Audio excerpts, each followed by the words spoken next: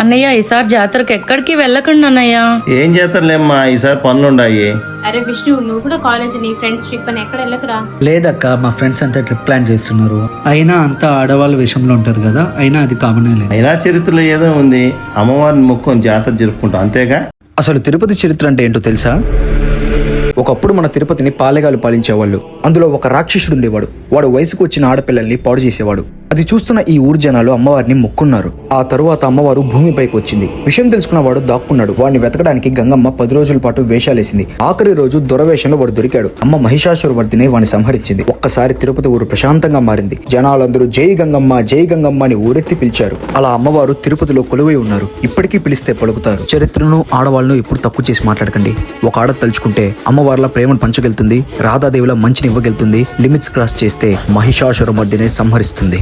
ఒక్కసారి మనసు పెట్టి గంగమ్మను దర్శించండి. మనలో ఉన్న చెడును మొత్తం తీసేస్తుంది. జై గంగమ్మ.